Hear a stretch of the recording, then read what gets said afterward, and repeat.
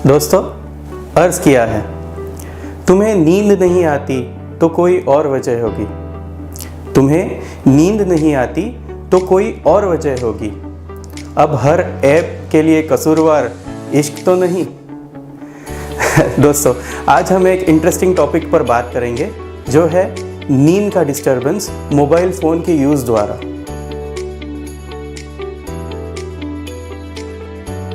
दोस्तों, आज की दुनिया में मोबाइल फ़ोन या स्मार्टफोन हमारे ज़िंदगी का एक बहुत ही अहम और आवश्यक हिस्सा बन गया है। सिर्फ कनेक्टिविटी यानी कि लोगों से बात करना या उनको मैसेज करना, इससे कई बढ़कर रोल हमारी ज़िंदगी में उसने आज ले लिया है। चाहे वो सोशल मीडिया हो, चाहे वो यूट्यूब या एजुकेशनल वीडियोज़ हो, मूवीज़ हो, गेम्स हो, या फिर आपके बैंकिंग या फाइनेंसेस के काम हो, इस सब में स्मार्टफोन का बहुत ज़रूरी एक रोल है। पर हर सिक्के के दो पहलू होते हैं। जैसे मोबाइल फ़ोन के विभिन्न यूजेस है, वैसे ही उससे रिलेटेड काफ़ी सारे हेल्थ इश्यूज़ भी है, और हाल में इसके ऊपर काफ़ी स्टडीज़ भी हुई है।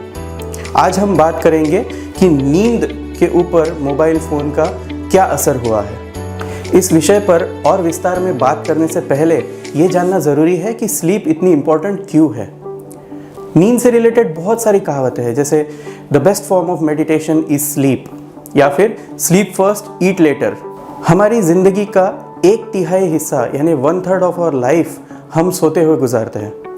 एक नवजात शिशु जो है वो दिन के करीबन 16 घंटे सोता है, एक बच्चा करीब 10 घंटे, एक युवक 8 से 9 घंटे, और एक एडल्ट यानी कि एक वयस्क ये करीबन 7 से 8 घंटा रोज़ की नींद लेता है, और वो ज़रूरी है।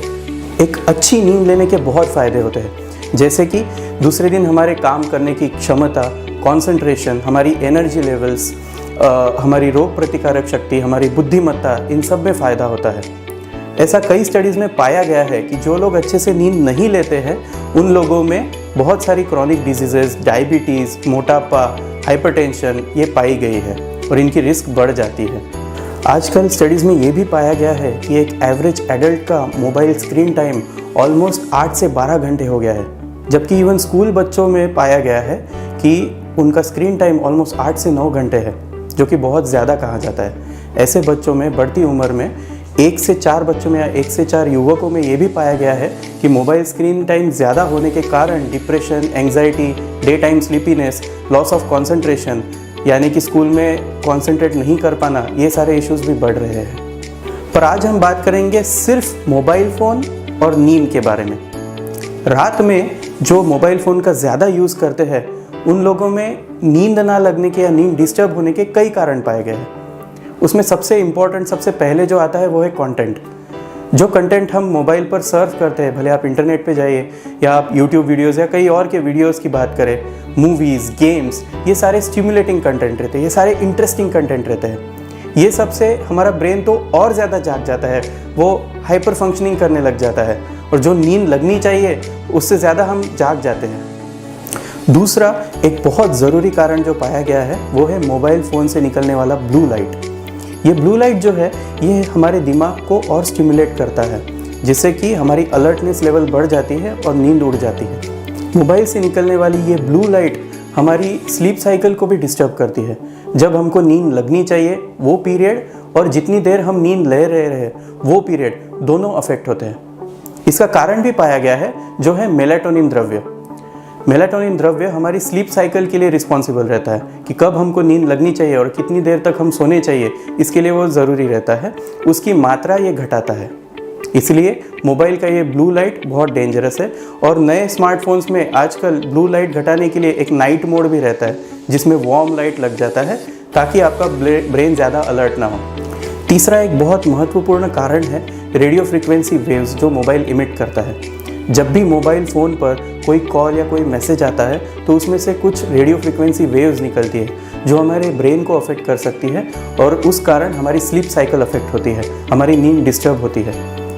बहुत सारी स्टडीज़ में, रिसेंटली एक जापानी स्टडी में ये पाया गया है कि जो लोग मोबाइल फ़ोन को अपने पिलो के नीचे रखते हैं, उन लोगों में स्लीप डिस्टर्बेंस ज़्यादा है। उसके कई कारण हो सकते हैं, मैसेज या फ़ोन देखने की इच्छा से लेके सर्फिंग की इच्छा, या फिर निकलने वाली रेडियो फ्रीक्वेंसी वेव्स। उसमें सबसे ज़रूरी पार्ट ये है कि जो रिकवरी के लिए ज़रूरी REM स्लीप होती है उसको ये बहुत ज़्यादा अफेक्ट करता है। तो अब हम ये जान गए हैं कि रात को मोबाइल फ़ोन का इस्तेमाल करके नींद कितनी डिस्टर्ब हो सकती है। तो अच्छी नींद प्राप्त करने के लिए क्या किया जाए? मेरी राय है कि आपका खाना होने के बाद आपका जो भी ज़रूरी काम है मोबाइल पर, वो एक बार ख़त्म करने के बाद मोबाइल का ज़्यादा इस्तेमाल ना किया जाए।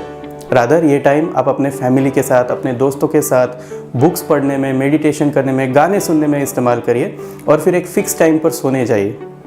साथ ही साथ डेली एक्सरसाइज बहुत ज़रूरी है। अगर आप थकेंगे तो ही आप अच्छे से सो पाएंगे। कहते हैं ना, हर स्वप्न के लिए नींद ज़रूरी है और हर नींद के लिए थकान।